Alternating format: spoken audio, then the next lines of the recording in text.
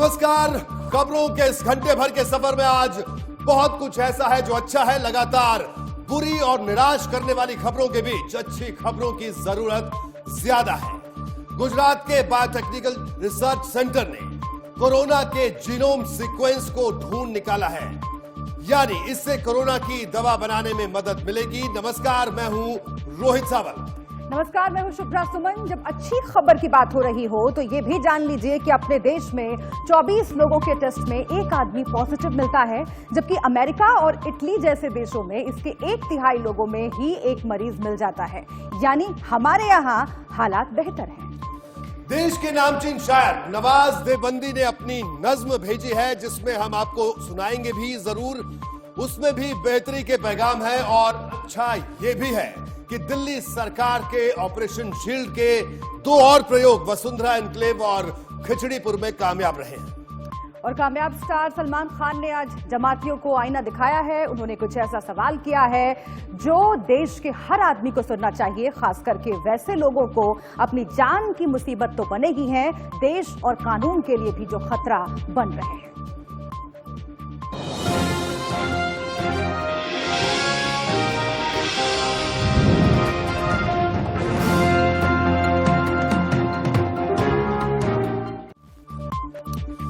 जी हाँ, तो पाकिस्तान एक ऐसा मुल्क है जिसके लिए सबसे ऊपर है आतंकवाद। दुनिया में कुछ भी हो, लेकिन पाकिस्तान अपनी हरकतों से बाज आने वाला नहीं है।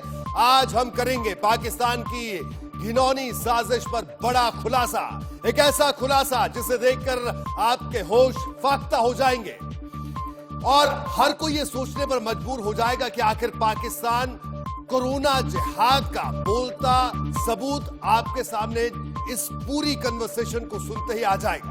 बिल्कुल, देश में कोरोना तेजी से फैल रहा है और संक्रमण फैलाने में जमातियों का सबसे बड़ा हाथ बताया जा रहा है। प्रधानमंत्री नरेंद्र मोदी ने लॉकडाउन 2.0 का ऐलान ये बोलकर किया कि जान भी जरूरी है और जहान भी, लेकिन ये जमाती जान और जहान दोनों के दुश्मन बन गए हैं। कैसे, इस पर विस्तार से हम बात करेंगे आज। और दिल्ली में एक पिज्जा बॉय ने 72 परिवारों की जिंदगी को जोखिम में डाल दिया। 20 अप्रैल से कई चीजों में रियायत भी मिलने वाली है। ऐसे में आपको कैसे रहना होगा और सावधानी से किस तरह से आपको रहना होगा ताकि आपके घर में कोरोना की होम डिलीवरी ना हो, यह भी हम आपको बताएंगे। इसके साथ ही देश के कई शहरों में कोरोना ने रफ्तार पकड़ ली है। हर शख्स अपने घरों के अंदर है। ऐसे में शहरों को कोरोना से बचाएंगे गांव, कैसे, ये आपको दिखाएंगे। जी हाँ, तो सबसे पहले हम बात करेंगे पाकिस्तान की। पूरी दुनिया कोरोना के खिलाफ जंग लड़ रही है। लाखों लोगों की जान चली गई है। इस महामारी से मानवता को बचाने के लिए हर मुल्क एक दूसरे की मदद कर रहा है, लेकिन दुनिया भर में आतंक फैलाने वाला पाकिस्तान इस मुश्किल वक्त में भी अपनी घिनौनी साजिशों से बाज नहीं आ रहा है। पाकिस्तान में कोरोना तेजी से पैर पसार रहा है। कोरोना से पाकिस्तान में हाहाकार मचा हुआ है। पाकिस्तान में अब तक 6,919 लोग कोरोना की चपेट में आ चुके हैं और 128 लोगों की मौत हो चुकी है इस बीमारी से। लेकिन अपने यहाँ के लोगों को कोरोना से बचाने की बजाय पाकिस्तान कोरोना फिदायीन आतंकी बनाने पर लगा है। कोरोना फिदायीन यानी कि वो आतंकवादी जो कोरोना पॉजिटिव हैं। पाकिस्तान ऐसे आतंकियों के जरिए हिंदुस्तान के खिलाफ कोरोना जिहाद छेड़ने की साजिश रच रहा है। आज हम आपको पाकिस्तान के एक आतंकी का एक ऐसा ऑडियो सुनाएंगे जिसे सुनकर यकीनन आप दहल जाएंगे। टीवी पर पहली बार आज पाकिस्तान के कोरोना फिदायीन आतंकी की आवाज आप सुनेंगे। पीओके में बैठे आतंकी की ऑडियो रिकॉर्डिंग आज पाकिस्तान की नापाक साजिश को बेनकाब करेगी। हम आपके सामने बहुत बड़ा खुलासा करने जा रहे हैं। दरअसल हम आपको जिस आतंकी की आवाज सुनाने जा रहे हैं वो फोन पर अपने पिता से बात कर रहा है और इस बातचीत में वो साफ साफ खुलासा कर रहा है कि उसके साथी कोरोना संक्रमित हैं और उन्हें भारत में घुसपैठ करने का आदेश दिया गया है। जरा सुनिए आतंकी अपने पिता से बात करते हुए क्या कह रहा है। वालेकुम अस्सलाम, अस्सलाम वालेकुम। कमर छ अबू बश शाहिद साहब। शाहिद साहब ठीक छ, सेहत छ ठीक। और मैं जू पनुन आज पर वारे कोई फोन सेहत छ ठीक शाहिद साहब। अबू आज तुम टाइम यहां के फोन करना आज में फोन में टाइम कि आज फोन कर खबर गोबर पान उसका ठीक सेहत चा ठीक यम छा बाकी साथी सारी ठीक क्या दलील अबू वो ठीक मैं पान ठीक है अलबत्ता मे सम 5-6 साथी बेमारी फैलियामस ये कोरोना वायरस बेमारी यह लारियामस तो वो करान ये ज्यादा पन ज्यादा कोशिश कि यमन यम बेमार वाले इन साथी सन कोशिश जल्दी जल्दी करान गोबरा वन मे यमो तुंद खतर कहें इंतजाम थोमुत अत वो ये खुदाए हाफिज ये कह इंतजाम न दवो कह इंतजाम न खेन चेन कह इंतजाम सिर्फ करान हम सिर्फ एहतियात तो अमनेशन यूत दिवान गोबरा वन मे जूत वन यह मोज ते परेशानी हाल तम ओतन पे वदन यन पे खुदा सद वत मन गोमुत मैंने गोबरा वे क्या प्लान वो योर तरन क्या प्लान वो तुम गो परेशान कह अल्लाह ताला कर हम तो बहुत करान कोशिश कि ये कुन साल मे कह वथा लगन अत बह कर नीर वो मेन तरफ मेन तरफ सलाम मैं वन सर ने मेन तरफ सलाम तो थो पे पान ख्याल तो बे थो माजों तो ख्याल।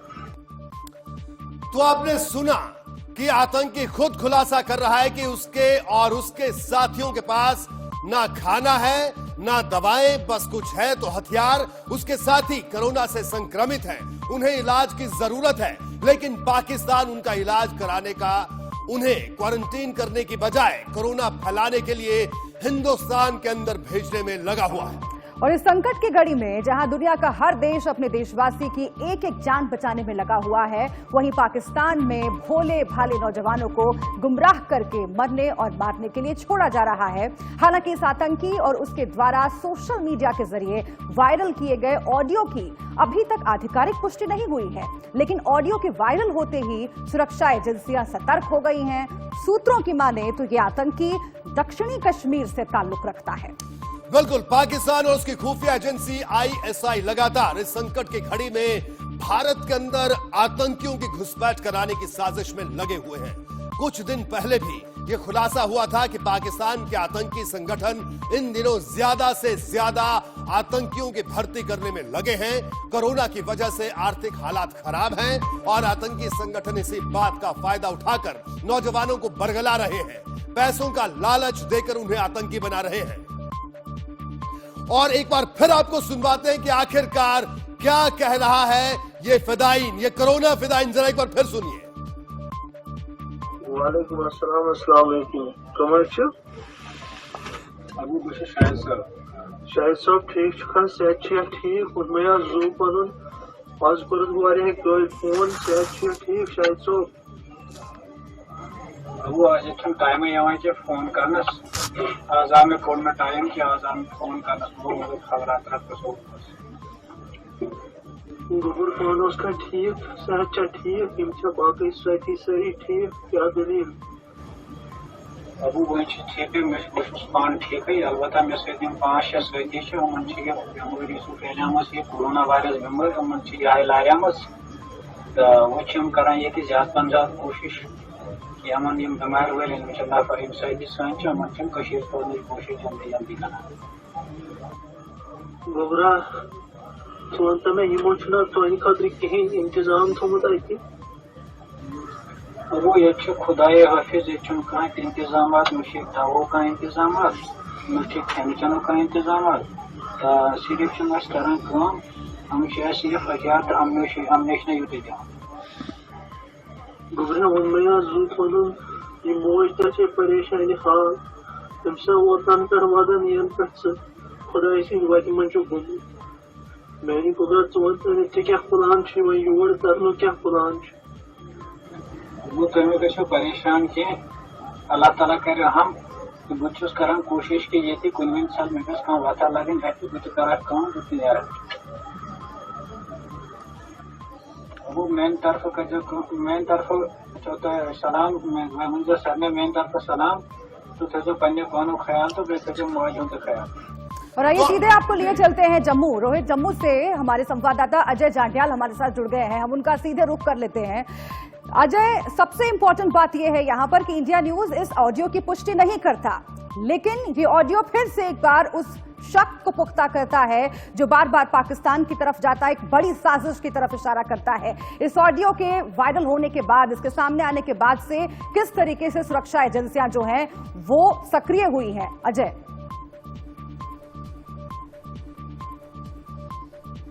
देखिए, जम्मू कश्मीर की बात करें, यहाँ पर जो तैनात सुरक्षा बल हैं वो हर वक्त तैयार रहते हैं पाकिस्तान की तरफ से किसी भी परेशानी से निपटने के लिए। खासतौर पे आपको बता दूं कि जब कोरोना वायरस का सिलसिला शुरू हुआ था, यहाँ खबरें आना शुरू हुई, उसके बाद से ही ये अनुमान लगा लिया गया था कि पाकिस्तान हर वो घिनौनी हरकत कर सकता है जो उसको शर्मसार कर सकती है, क्योंकि पाकिस्तान को इससे कोई फर्क नहीं पड़ता। और इसीलिए आपको बता दूं, सीमा पर जो जवानों की तैनाती रहती है, चाहे वो सेना है LOC पर या BSF है अंतर्राष्ट्रीय सीमा पर, वो पहले से अपने आप को प्रोटेक्ट करके चलते हैं और पाकिस्तान की तरफ से आने वाले कोई भी आतंकी हो, घुसपैठिया हो या पाकिस्तानी सेना की बैड टीमें हैं, उनसे निपटने के लिए तैयार रहते हैं। पिछले कुछ दिनों में की अगर बात करें तो लगातार जब से कोरोना वायरस के मामले सामने आने लगे हैं, पिछले एक महीने में पाकिस्तान की तरफ से लगातार युद्ध विराम के उल्लंघन तेज हुए हैं, पाकिस्तान की तरफ से लगातार जो है घुसपैठ की कोशिशें तेज हुई हैं, जिन्हें भारतीय सेना ने नाकाम किया है। और अगर पाकिस्तान अब ये सोच रहा है, बिल्कुल अजय, जिस तरह से आप बता रहे हैं और खास तौर पर पिछले कुछ दिनों से खास तौर पर जो इंटेलिजेंस इनपुट भी आ रहे हैं वो भी कुछ इसी तरफ इशारा कर रहे हैं। हालांकि इंडिया न्यूज इस ऑडियो की पुष्टि नहीं करता है, लेकिन इस ऑडियो में जो बात कही गई है वो सचमुच एक बहुत बड़े खतरे की घंटी है। बिल्कुल बिल्कुल, जिस तरीके से इस ऑडियो में साफ जो है देखा जा सकता है कि जो ऑडियो है वो हम इसकी पुष्टि नहीं करते, मगर ये ऑडियो अगर कहीं ना कहीं सोशल मीडिया पे है और कहीं ना कहीं ये सुरक्षा एजेंसियों के पास भी होगा और इसकी पुष्टि वो चाहे जब भी करें, मगर इसके आने के बाद साफ हो गया है कि पाकिस्तान में बैठे आतंकी जो हैं वो संक्रमित हैं, क्योंकि पाकिस्तान में जो हालात हैं, आर्थिक स्थिति पाकिस्तान की खराब है। पाकिस्तान के बारे में सब जग जाहिर है कि पाकिस्तान में कैसे POK में रहने वाले लोगों के साथ लगातार बर्बरता बरसाई जाती है और वहां पे आतंकी जो हैं उनको सिर्फ हथियार इस्तेमाल करने के लिए उनको जी बिल्कुल अजय, और कोरोना जो संक्रमित तो एक तरह से साजिश रची जा रही है और अगर कड़ियों को जोड़ा जाए तो इसी तरह के संकेत भी मिल रहे हैं। आपका बहुत बहुत शुक्रिया अजय इस पूरी जानकारी के लिए। आगे बढ़ते हैं। पाकिस्तान में कोरोना से हाहाकार मचा हुआ है, लेकिन पाकिस्तान के प्रधानमंत्री इमरान खान अपने बयानों और रवैये को लेकर लगातार अपने ही देश की जनता के निशाने पर हैं। पाकिस्तान के उर्दू अखबार डेली जंग ने खुलासा किया है कि वहां के अस्पताल संदिग्ध मरीजों को जांच किए बिना ही लौटा रहे हैं। यह स्थिति है पाकिस्तान की। बिल्कुल, पाकिस्तान के अलग अलग अस्पतालों की अगर हम बात करें, वहां पर कोरोना की जांच कराने के लिए करीब 2.5 लाख लोग पहुंचे थे। ट्रैवल हिस्ट्री या फ्लू के लक्षणों का हवाला देकर के ये लोग कोरोना की जांच करवाना चाहते थे, इसकी गुजारिश अस्पतालों से कर रहे थे, लेकिन इन 2.5 लाख लोगों में से ज्यादातर की जांच अस्पतालों ने की ही नहीं। जांच हुई सिर्फ 74,000 लोगों की, यानी कि कितने बच गए? 1,75,000 कोरोना के संदिग्ध बिना जांच के ही वापस भेज दिए गए। इतनी बड़ी संख्या में संदिग्धों को वापस लौटाने पर अब पाकिस्तान की सरकार अपने लोगों के निशाने पर है। जी हां, पाकिस्तान के प्रधानमंत्री इमरान खान के बयान उनकी आवाम को निराश कर रहे हैं। इमरान खान ने न सिर्फ कोरोना के फैलाव को रोकने के लिए कड़े कदम उठाने में नाकाम रहे, बल्कि मदद के लिए दुनिया के सामने झोली फैलाए खड़े हैं। सीमा पर नापाक हरकतों में लगा पाकिस्तान भारत से भी मदद की गुहार लगा रहा है। पाकिस्तान के प्रधानमंत्री ने भारत से मलेरिया की दवा मांगी है। पाकिस्तान की जो स्थिति है वो सबके सामने, और लगातार विदेशों में फंसे अपने नागरिकों से भी पाकिस्तान चंदा मांग रहा है। पाकिस्तान में कोरोना के 6500 मरीज और 117 लोगों की अब तक मौत हो चुकी है। पाकिस्तान में जो ये आंकड़ा हम लगातार आपको दिखा रहे हैं आपके टेलीविजन स्क्रीन पर, और संदिग्ध मरीजों को अस्पताल से बिना जांच के लौटाया जा रहा है। बिल्कुल, और देखिए, संदिग्ध मरीजों को जांच के बिना अगर अस्पताल से लौटाया जा रहा है तो आप समझिए कि कितना बड़ा खतरा है, जिसे खुद पाकिस्तान की सरकार, पाकिस्तान के अस्पताल, पाकिस्तान के जो डॉक्टर्स हैं वो बुलावा दे रहे हैं। आपको इतना तो पता ही है कि पाकिस्तान IMF से लेकर वर्ल्ड बैंक तक मदद मांग चुका है, गुहार लगा चुका है, लेकिन हद तो तब हो गई जब इमरान खान ने चंदा मांगने को लेकर अपनी सबसे बड़ी खूबी बता दी। उन्होंने एक इंटरव्यू में कहा है कि वो 30 साल से चंदा इकट्ठा कर रहे हैं और इसमें उनका अच्छा खासा तजुर्बा है। ये एक देश के प्रधानमंत्री का बयान है। उस देश की स्थिति आप समझिए। इंतहा ये है कि पाकिस्तान के सुप्रीम कोर्ट ने कोरोना से निपटने में नाकामी के लिए पूरी की पूरी सरकार को, मंत्रिमंडल को फटकार लगाई है।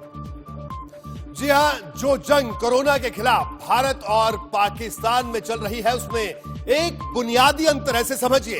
यह अंतर हम आपको एक उदाहरण के जरिए समझाते हैं। भारत में जहां फिल्म सितारों से लेकर बड़े बड़े क्रिकेटर्स देश की मदद के लिए आगे आ रहे हैं, पाकिस्तान इस मामले में भी फिसड्डी है।